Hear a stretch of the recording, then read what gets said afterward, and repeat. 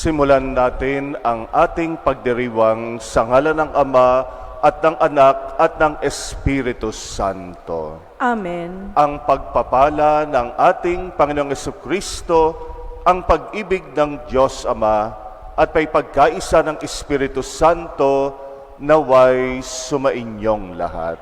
At sumaiyo rin. Pinagdiriwang natin ang pagpapakita ngayon ng ating Panginoong Yesus bilang liwanag ng kaligtasan para sa sanlibutan.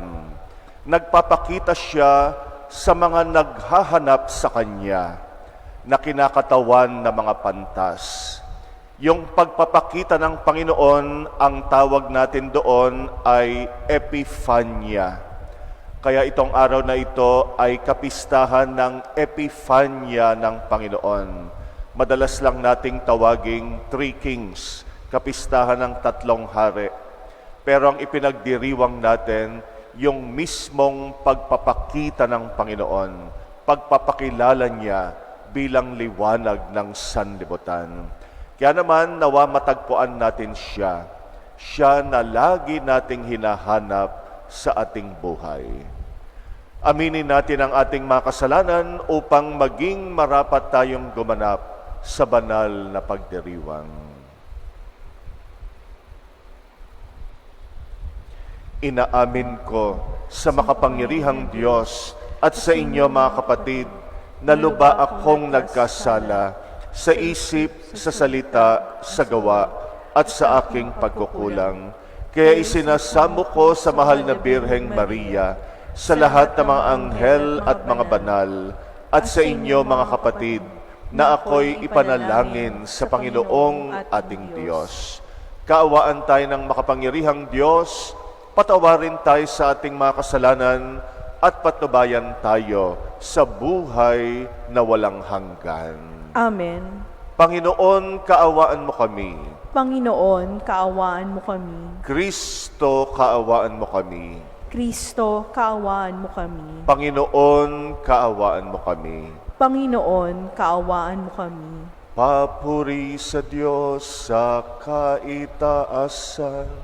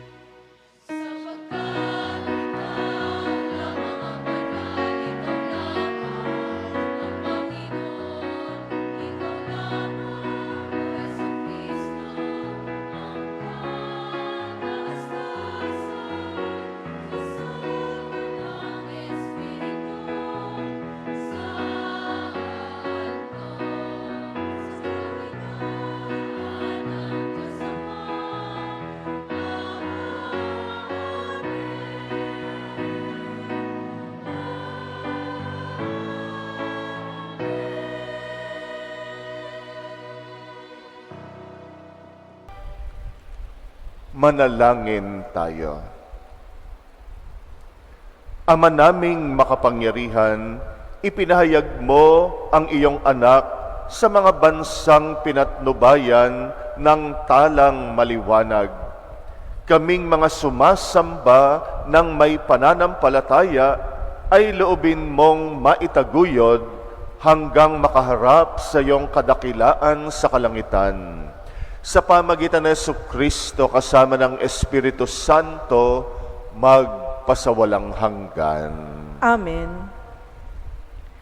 Ayon kay Propeta Isaias, titipunin ng Diyos sa mga Israelita mula sa lahat ng dako, pati na rin ang mga bansang pagano. Pagbasa mula sa aklat ni Propeta Isaias. Bumangon ka, Jerusalem, at magliwanag na tulad ng araw. Nililiwanagan ka ng kaningningan ng Panginoon. Mababalot ng dilim ang ibang mga bansa. Ngunit ikaw ay liliwanagan ng Panginoon sa pamamagitan ng kanyang kaningningan. Sa ningning ng iyong taglay na liwanag, yaong mga bansa, 10 na mga hari, lalapit na kusa. Tumingin ka sa paligid at tingnan mo ang nagaganap.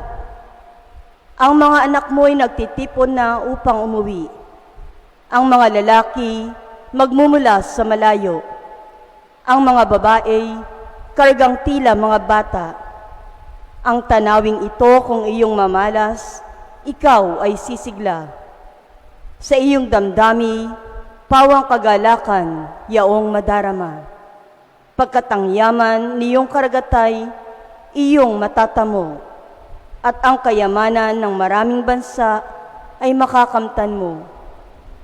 Maraming pangkat na nakasakay sa kamelyo ang darating mula sa Median at Efa, at sa Seba namay, darating silang taglay na mga ginto at kamanyang.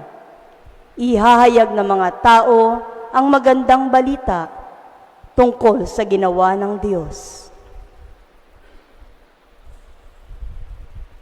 Ang salita ng Diyos. Salamat sa Diyos.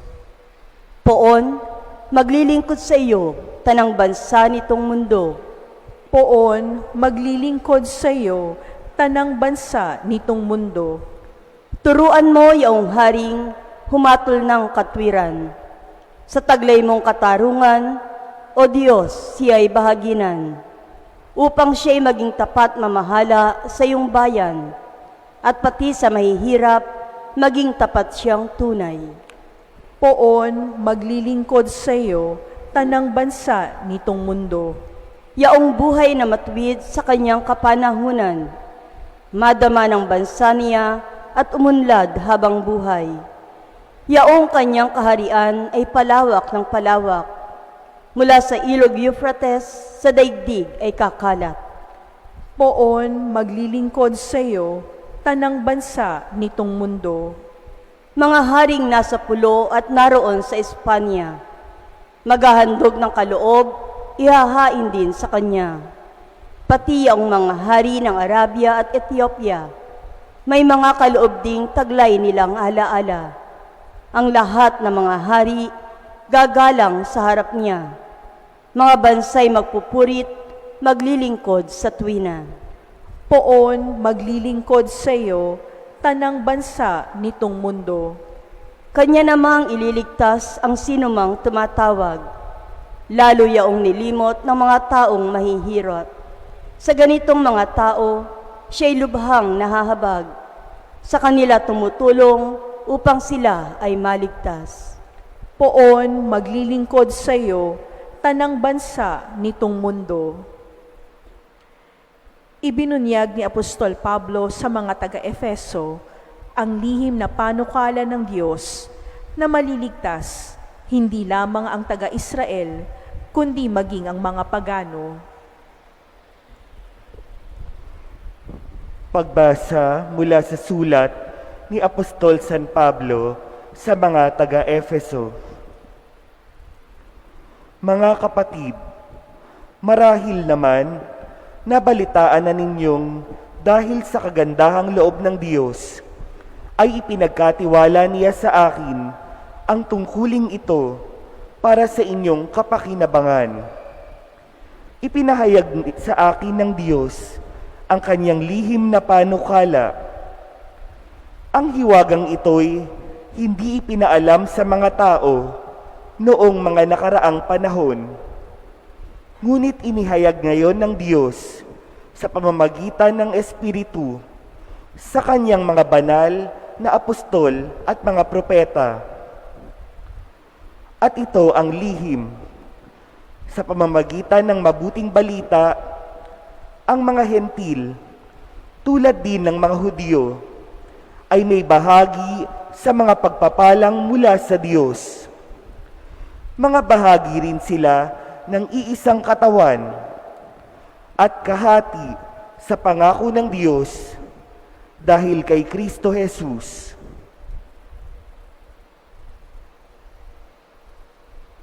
Ang salita ng Diyos. Salamat sa Diyos.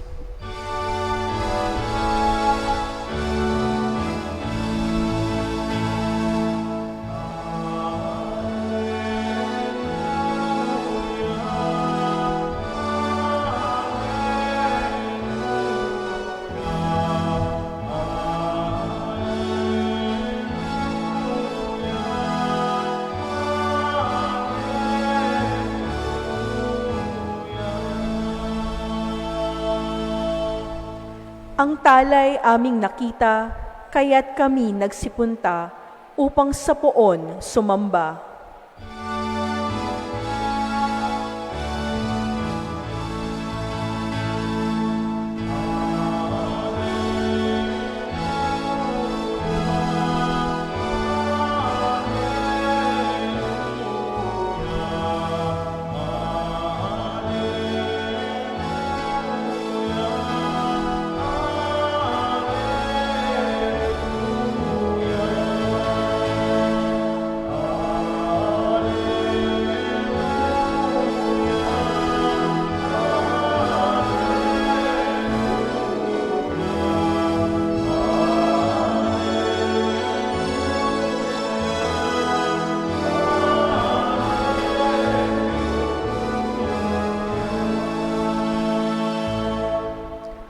Sumainyo ang Panginoon. At sumaiyo rin Ang mabuting balita ng Panginoon ayon kay San Mateo. papuri sa iyo, Panginoon.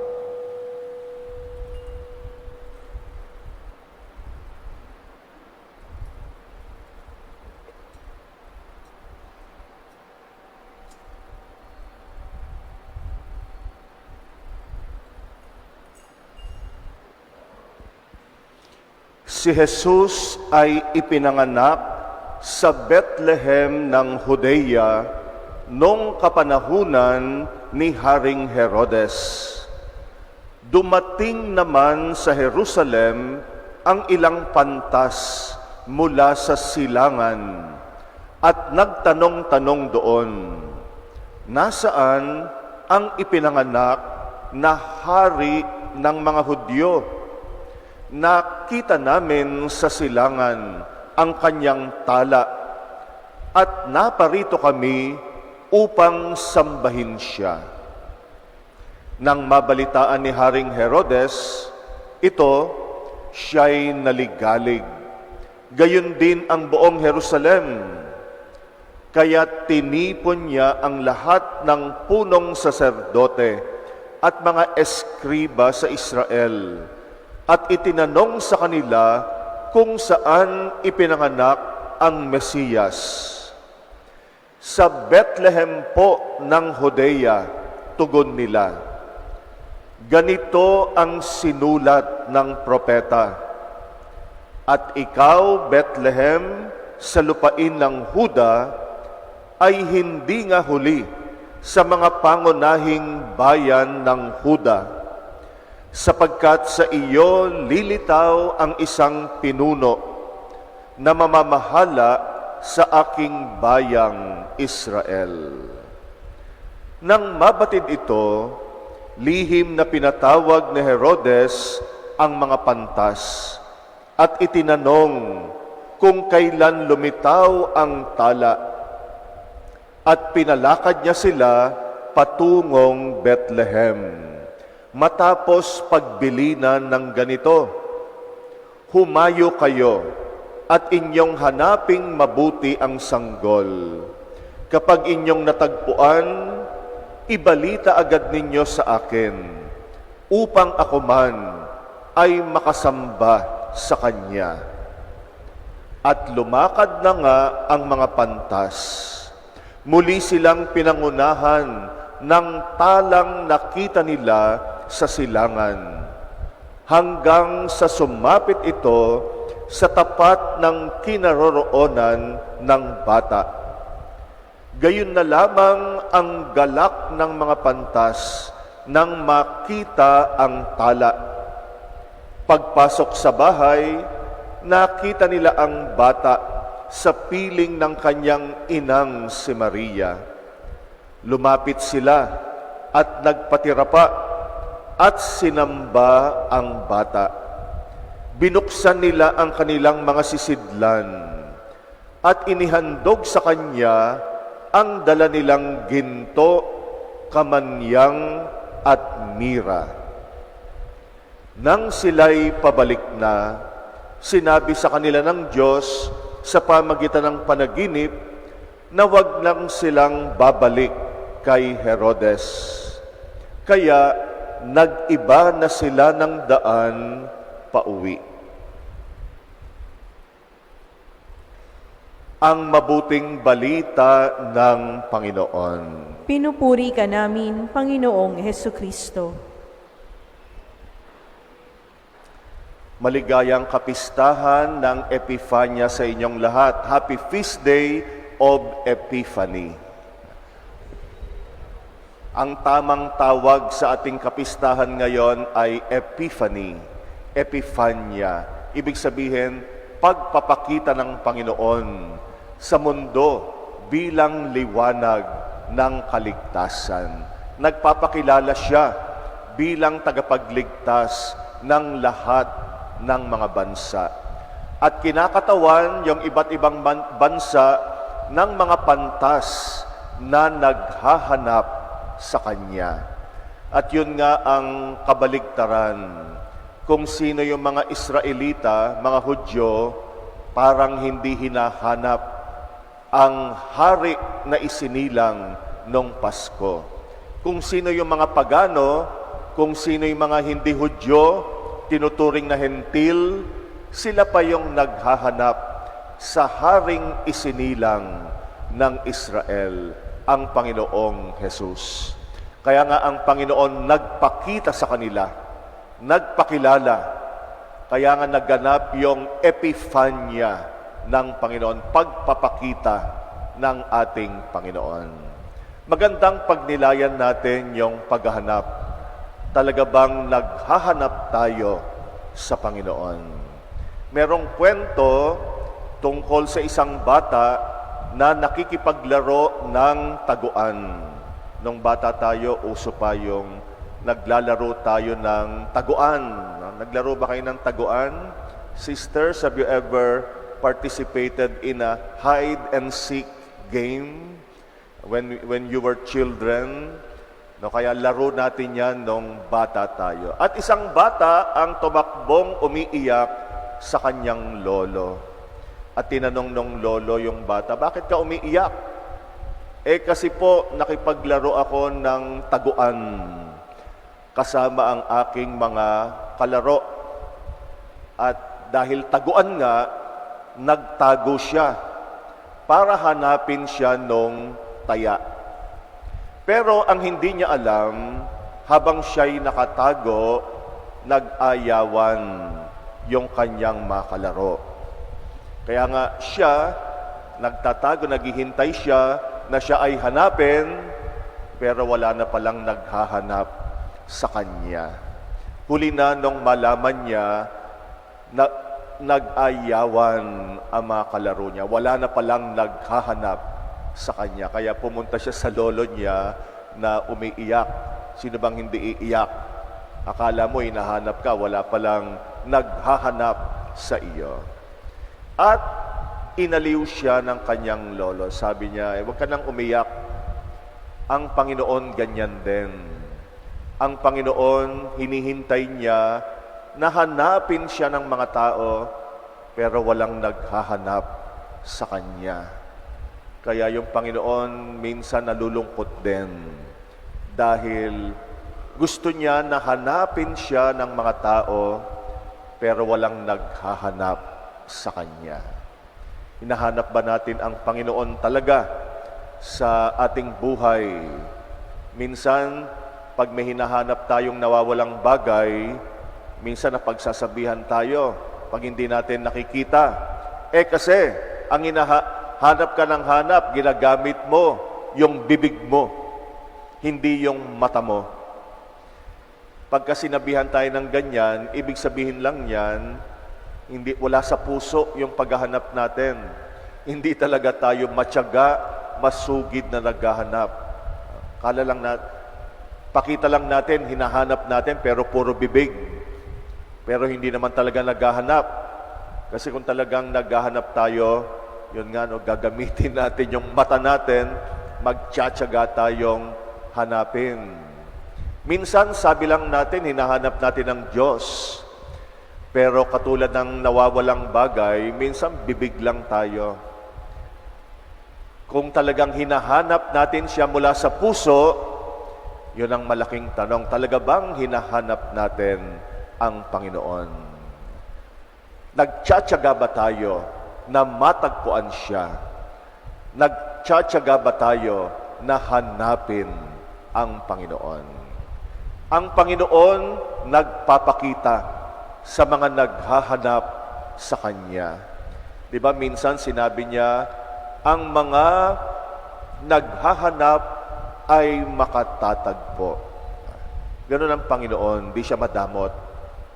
Pinapakita niya ang sarili niya sa mga naghahanap sa Kanya. At yung mga pantas na naghahanap sa Kanya, kumakatawan sa mga tao na talagang naghahanap sa Panginoon sa kanilang buhay, natagpuan ang ating Panginoon. Ginabayan sila ng talang maliwanag. Sa buhay natin ngayon, yung talang maliwanag kumakatawan sa salita ng Diyos na gumagabay sa atin para matagpuan ang Panginoon. Kaya yung mga pantas ay kumakatawan sa atin na mga nagtsatsagang hanapin siya. Hindi birong hanapin ang sanggol na si Jesus. Hindi biro maglakbay nung panahon na iyon. Mula pa sila sa silangan, mula pa sila sa ibang mga bayan at mga bansa, pero nagpunta sila sa Israel nang nagtsatsaga ang kanilang lakas ng loob, yung kanilang pananampalataya para hanapin ang Panginoon. At natatagpuan ang Panginoon ng mga naghahanap sa Kanya. Yan ang mabuting balita ng Epifanya ng ating Panginoon.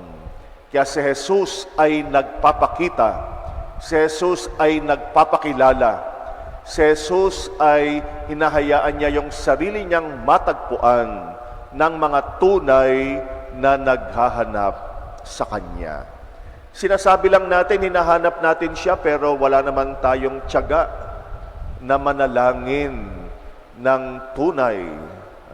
Yung mga talagang naghahanap sa Panginoon, magtsatsaga una sa pananalangin. Yung panalangin ang susi natin para matagpuan ang Panginoon. At huwag kang titigil ng pananalangin araw-araw kahit minsan parang hindi mo siya nakikita at nararamdaman. Magtiyaga ka lang at matatagpuan mo ang Panginoon. Kaya malaking papel yung ating matyagang pananalangin. Sinasabi mo lang hinahanap mo ang Panginoon, pero hindi ka naman nagbubuklat ng Biblia para pagnilayan ang salita ng Diyos. Kailan ba natin huling binuklat ang Biblia para hanapin ang Panginoon? Yung Biblia, yan ang maliwanag na tala natin ngayon. Yung salita ng Diyos ang gabay natin para matagpuan natin ang Diyos sa buhay natin. Sinasabi lang natin na hinahanap natin ang Panginoon pero hindi naman natin matalikuran yung nakasanayan nating bisyo ng kasalanan. Para matagpuan ang Panginoon, bibitiw tayo sa maraming bisyo ng pagkakasala. Kaya nga yung pagsisisi, hinahanap mo ang Panginoon pero di ka naman kailan ka huling nangumpisal at seryosong nagpahayag ng pagsisisi sa kasalanan. Ang hakbang din para matagpuan natin ang Diyos, talikuran yung pagkamakasalanan at huwag matakot magbagong buhay. Minsan takot din tayong magbagong buhay kasi marami tayong iiwanan, tatalikuran at bibitiwan. Kaya kung takot tayong tumalikod sa mga pagkakasala natin, malabong mahanap natin ang ating Panginoon. Lalo na yung pagkamakasarili. Pag tayo, hinahanap natin ang Panginoon, pero hindi naman tayo lumalabas sa pagkamakasarili natin. Hanapin ang Panginoon sa kapwa. Hanapin natin ang Panginoon sa mga nangangailangan. Hanapin natin ang Panginoon sa mga nauuhaw ng ating kalinga. Minsan maglakas loob kang magmahal ng kapwa, matatagpuan mo ang ating Panginoon. Kaya nga yung mga palatandaan na talagang hinahanap natin ang Panginoon, sana matagpuan sa atin. Kaya nga wag lang nating sabihin, naghahanap tayo, bibig ang ginagamit, hindi yung puso. Puso ang magsasabi kung tunay tayong naghahanap sa Kanya. Sa huli, pag nararamdaman nating hinahanap natin ang Panginoon, ibig sabihin yan, nawawala tayo. Diyos talaga ang humahanap sa atin. Kung tutuusin, siya talaga ang naghahanap sa atin.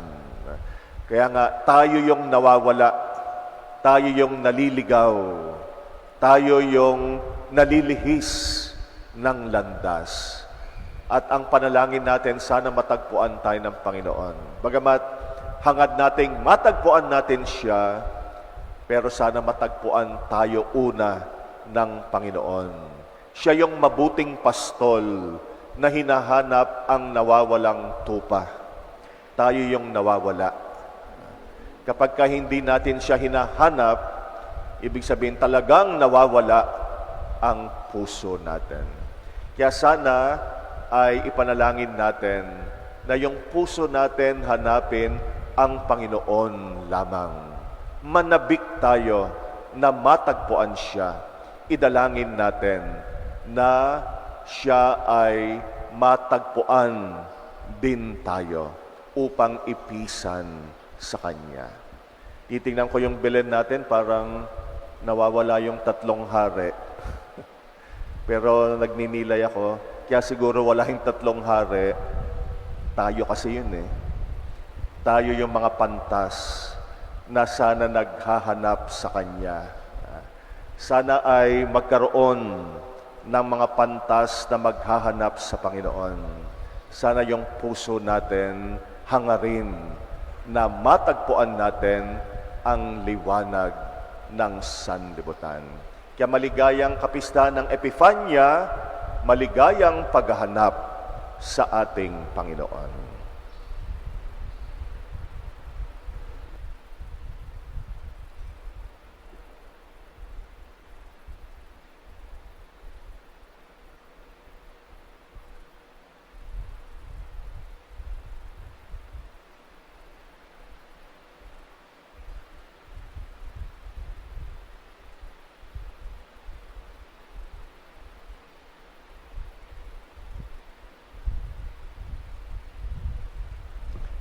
Ipahayag natin ang pananampalataya.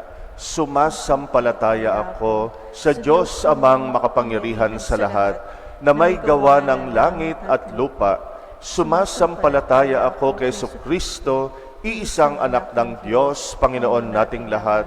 Nagkatawang tao siya lalang ng Espiritu Santo, ipinanganak ni Santa Mariang Birhen, pinagpakasakit ni Poncio Pilato, ipinako sa krus na matay inilibing, nanaog sa kinaroroonan ng mga yumao, nang may 3 araw na buhay na maguli, umakyat sa langit, naluluklok sa kanan ng Diyos amang makapangyarihan sa lahat. Doon magmumulang paririto at huhukom sa nangabubuhay at nangamatay na tao.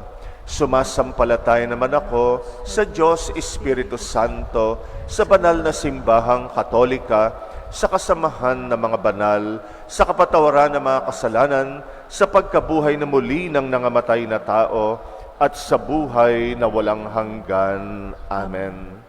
Manalangin tayo sa Ama na matagpuan natin si Jesus sa bawat yugto ng ating buhay at maibahagi siya sa lahat ng dako ng daigdig.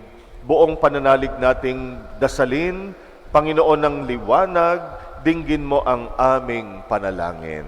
Panginoon ng liwanag, dinggin mo ang aming panalangin. Para sa simbahang katoliko, gabayan nawa niya ang kaniyang mga anak at maihatid ang lahat sa liwanag ni Kristo. Manalangin tayo. Panginoon ng liwanag, dinggin mo ang aming panalangin.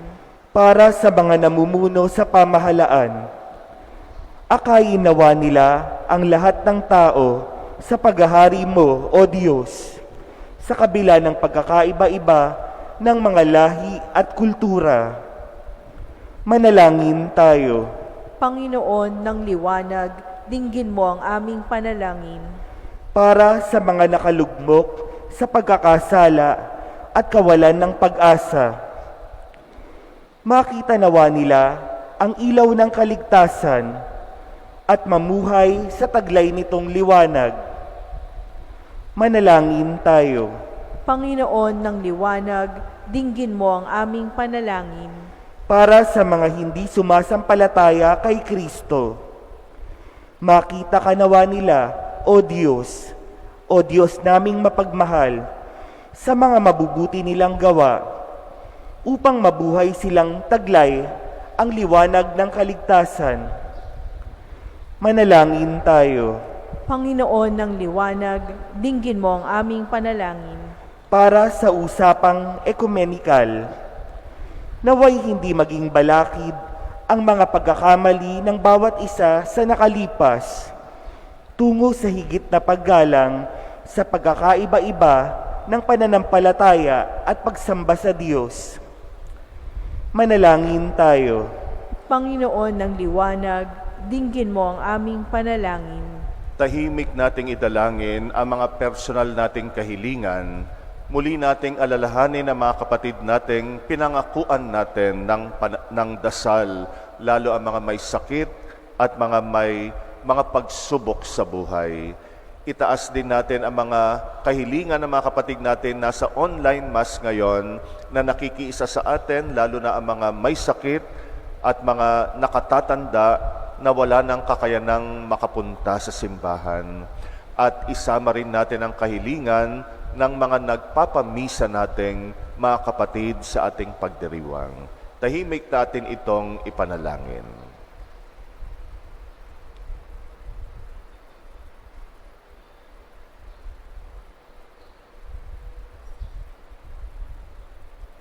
Panginoon, turuan mo ang puso namin na manabik sa iyo at hanapin ka, at tulungan mo kami na matagpuan ka bilang liwanag ng aming buhay. Ikaw na aming Panginoon, magpasawalang hanggan.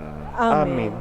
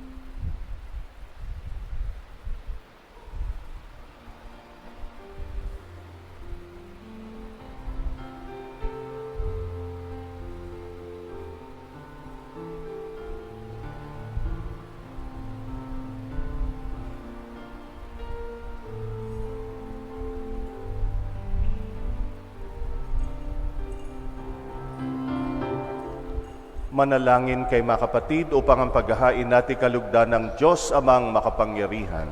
Tanggapin nawa ng Panginoon itong paghahain sa iyong mga kamay, sa kapurihan niya at karangalan, sa ating kapakinabangan, at sa buong sambayanan niyang banal. Ama naming lumikha, tunghayan mo ang mga alay ng iyong sambayanan na hindi na ginto, mira at insenso ang tinataglay, kundi ang inilalahad, inihahain at pinagsasaluhang sa Jesucristo, kasama mo at ng Espiritu Santo, magpasawalang hanggan. Amen. Sumainyo ang Panginoon. At sumaiyo rin. Itaas sa Diyos ang inyong puso at diwa. Itinaas na namin sa Panginoon. Pasalamatan natin ang Panginoong ating Diyos. Marapat na siya ay pasalamatan. Ama naming makapangyarihan, tunay ngang marapat na ikay aming pasalamatan sa pamagitan ng Jesucristong aming Panginoon, sa katauhan ng iyong isinugong Mesiyas, na hayag sa amin ang katuparan ng iyong balak. Ngayon nga'y iyong ipinakikita sa lahat ang liwanag na tumatanglaw sa sangkatauhan, sa pagpapahayag ng anak mong ginigiliw na siya'y hindi naiiba sa amin, minarapat mong sa pagkatao namin magningning ang kariktan ng kadakilaan niyang di magmamaliw. Kaya kaisa ng mga anghel na nagsisiawit ng papuri sa iyo, nang walang humpay sa kalangitan, kami nagbubunyi sa iyong kadakilaan.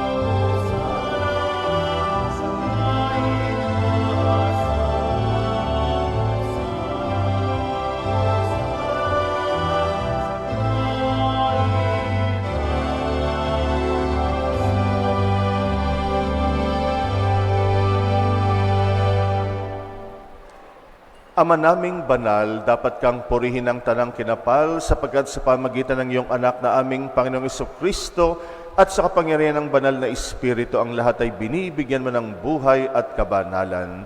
Walang sawa mong tinitipon ng iyong sambayanan upang mula sa pagsikat hanggang sa paglubog ng araw maihandog ang malinis na alay para sambahin ang iyong ngalan. Ama, sinasamo naming pakabanalin mo sa kapangyarihan ng banal na Espiritu ang mga kaloob na ito na aming inilalaan sa iyo. Ito naway maging katawan at dugo ng iyong anak at aming Panginoong Jesucristo na nag-utos ipagdiwang ang misteryong ito. Nung gabing ipagkanulo siya, hinawakan niya ang tinapay, pinasalamatan kanya, pinaghati-hati niya yon, iniabot sa kanyang mga alagad at sinabi, "Tanggapin ninyong lahat ito at kanin. Ito ang aking katawan na ihahandog para sa inyo."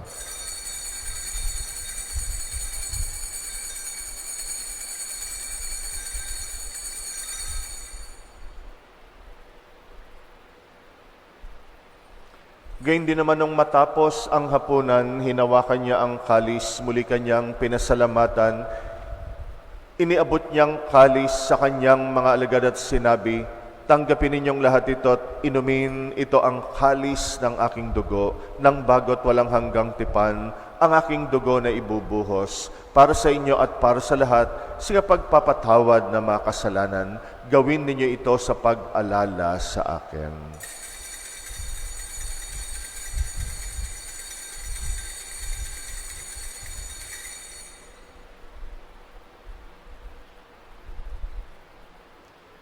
Ang misteryo ng pananampalataya.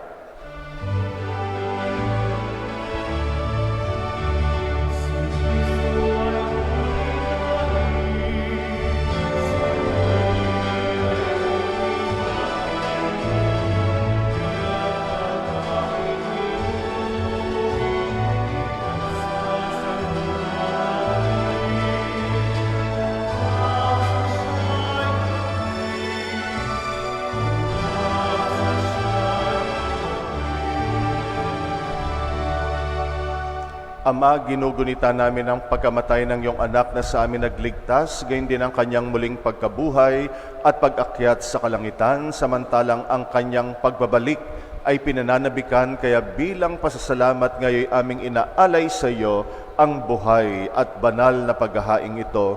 Tunghayan mo ang handog na ito ng iyong simbahan. Masdan mong iyong anak na nag-alay ng kanyang buhay upang kami pakipagkasundo sa iyo. Loobin mong kaming magsasalo-salo sa kanyang katawan at dugo ay mapuspos ng Espiritu Santo at maging isang katawan at isang diwa kay Kristo. Kami naway gawin niyang handog na habang panahong nakatalaga sa iyo.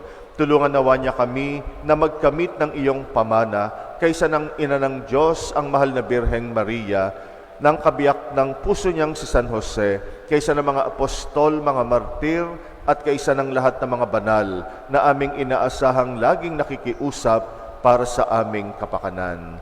Ama, ang handog na ito ng aming pagkasundo sa iyo ay magbunga nawa ng kapayapaan at kaligtasan para sa buong daigdig. Patatagin mo sa pananampalataya at pag-ibig ang iyong simbahang naglalakbay sa lupa, kasama ng iyong lingkod na si Papa Francisco, ang aming Obispo Jose, ng tanang mga obispo at buong kaparian at ng iyong piniling sambayanan. Dinggin mo ang mga kahilingan ng iyong angkan na ngayoy tinipon mo sa iyong harapan. Amang maawain, kupkupin mo at pag-isahin ang lahat ng iyong mga anak sa bawat panig at sulok ng daigdig. Kaawaan mo at patuloyin sa iyong kaharian ang mga kapatid naming yumao at ang lahat ng mga lumisan na sa mundong ito na nagtataglay ng pag-ibig sa iyo. Kami umaasang makararating sa iyong piling at sama-samang magtatamasa ng iyong kaningningang walang maliw pagkat aming masisilayan ng iyong kagandahan sa pamagitan ng aming Panginoong Jesucristo na siyang pinagdaraanan ng bawat kaloob mo sa aming kabutihan. Sa pamamagitan ni Kristo kasama niya at sa Kanyang lahat ng parangal at papuri ay sa iyo, Diyos Amang makapangyarihan kasama ng Espiritu Santo, magpasawalang hanggan.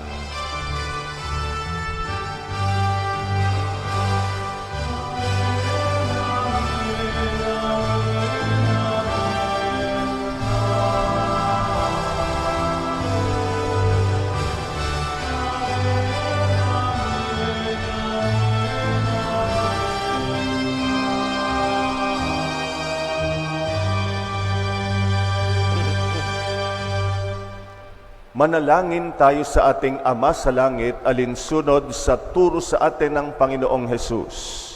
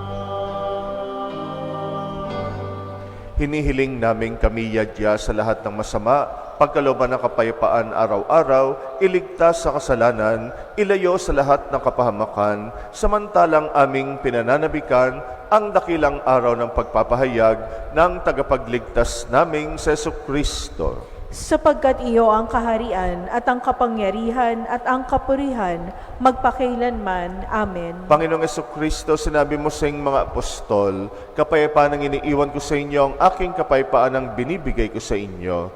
Tunghayan mo ang aming pananampalataya, wag ang aming pagkakasala. Pagkalooban mo kami ng kapayapaan at pagkakaisa ayon sa iyong kalooban, kasama ng Espiritu Santo, magpasawalang hanggan. Amen. Ang kapayapaan ng Panginoon ay laging sumainyo. At sumaiyo rin. Magbigayan kayo ng kapayapaan sa isa't isa. Peace be with you.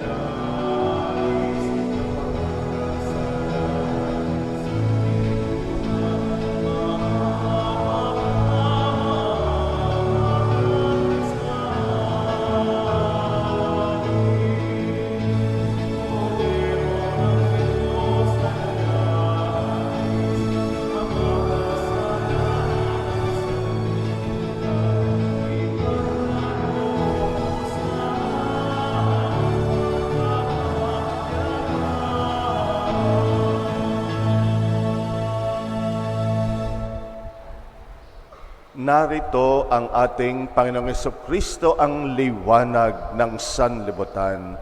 Siya ang kordero ng Diyos na nag-aalis ng mga kasalanan ng sanlibutan, mapalad ang mga inaanyayahan sa kanyang piging.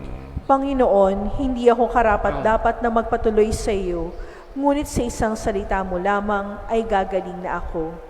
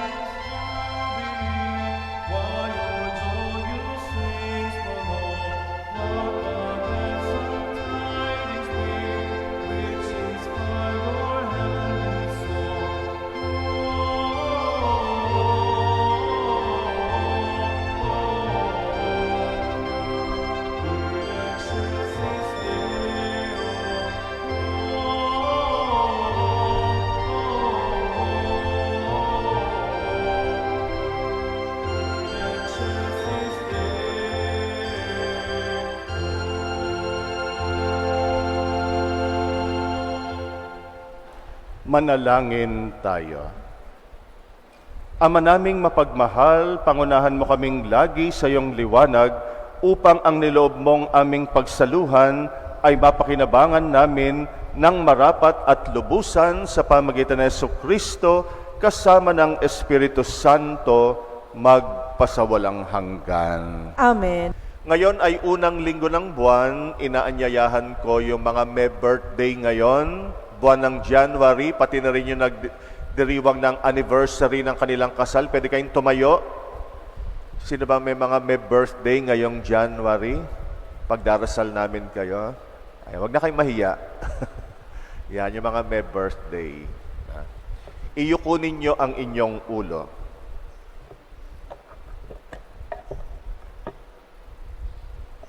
Ama naming makapangyarihan, nagpupurit, nagpapasalamat kami sa iyong pagpapalat, kagandahang loob sa amin. Hinihiling naming basbasan mo ang aming mga kapatid na nagdiriwang ng kanilang kaarawan at anibersaryo ng kasal sa buwan na ito ng Enero. Bigyan mo po sila ng kalakasan at katatagan. Punuin mo nawa ang kanilang mga puso ng pagmamahal, pag-asa at pananampalataya. Basbasan mo rin po ang kanilang pagmamahalan, gayon din ang kanilang mga pamilya at mahal sa buhay. Maranasan nawa nila ang iyong pagkalingat, pagkupkop sa tuwina. Sa pamagitan ni Kristong aming Panginoon. Palakpakan natin ang ating mga birthday celebrants. Happy birthday and happy anniversary. Tumayo po tayo. Sumainyo ang Panginoon At sumayo rin at pagpalain kayong lahat ng makapangyarihang Diyos, Ama at Anak at Espiritu Santo. Amen. Tapos na ang ating pagdiriwang, humayo kayong laging hinahanap ang Panginoon sa inyong buhay. Salamat sa Diyos.